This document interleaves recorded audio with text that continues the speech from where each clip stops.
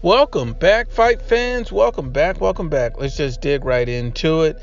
Dante's Biased Nation is at it again, and I'm convinced at this point, he's completely hating on Triple G. We get a lot of requests from subscribers to dig into this and expose these fanboys for what they are. So we're just going to dig into it. We're going to break it down. And Dante's Biased Nation really came out with some content where he was going in on Triple G because of a potential fight that Triple G is looking to have. Now, this potential fight, is nothing impressive, just another tune-up fighter.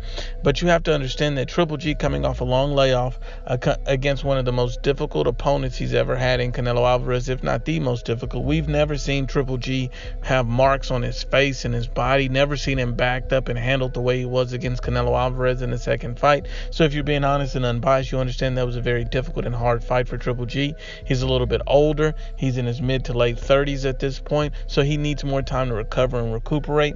And so you have to see that Triple G has a multiple fight deal with the Zone to fight some of the best fighters over the next few years. And so even in that, after the layoff, after that type of fight that's very demanding and draining, anyone that knows boxing wouldn't expect him to walk right back into another difficult high-level fight against a Danny Jacobs, against a Demetrius Andre, a rematch of Canelo.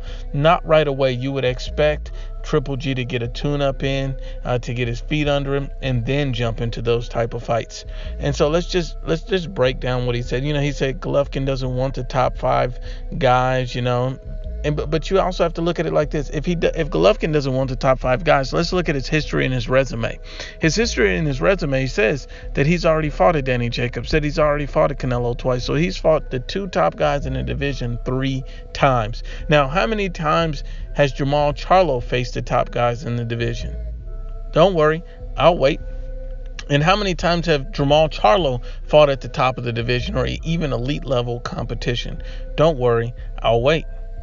See, because Jamal Charlo doesn't do those things. So he's showing a clear bias and fanboying for PBC fighters. And, he makes a lot of different racial connotations as well with these fighters, because it makes me question and wonder why you truly don't like Triple G.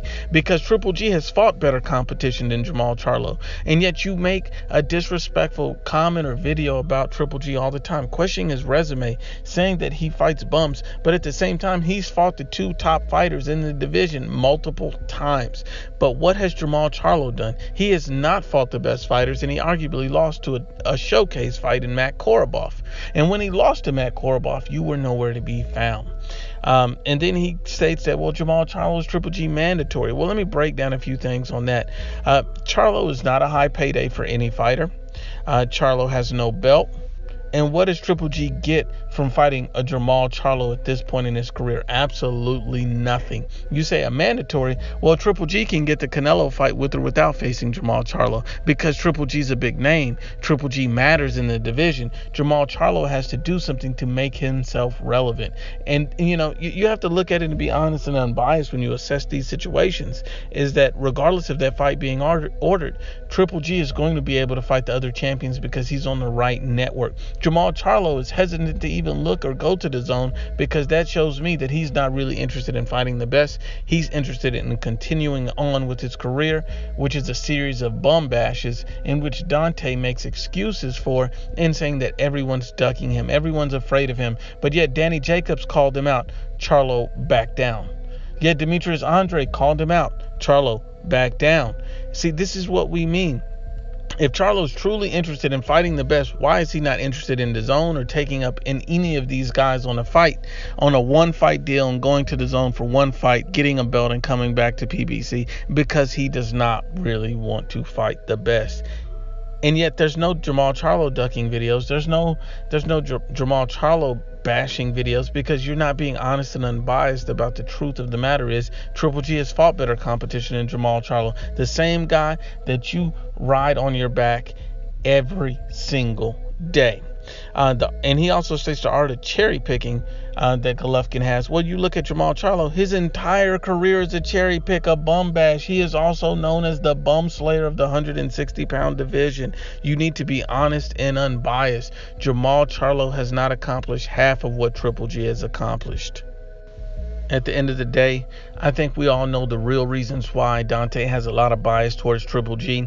He's clearly a hater of Triple G. He clearly hates Triple G. When Triple G wins a belt, he hates him. When Triple G, gets the big Canelo fight, he hates him. He's open and honest about his hatred towards Triple G by constantly ragging on him. But at the same time, in reverse, he has no valid reasoning, because his reasoning makes no sense. Because when you look at Charlo, a guy that he's clearly fanboying for, he's the one that's bum bashing. He's the one that's bum slaying. He's the one that's avoiding the best fights. He's the one that's avoiding guys when he's called out. He's the one that's valuing his position higher than what he truly is. Charlo is not half the fighter that Triple G is, and if they ever met in the ring, Charlo would get stopped. But once again, unbiased as always, it's the IBFP. Please share, like, and you must absolutely subscribe.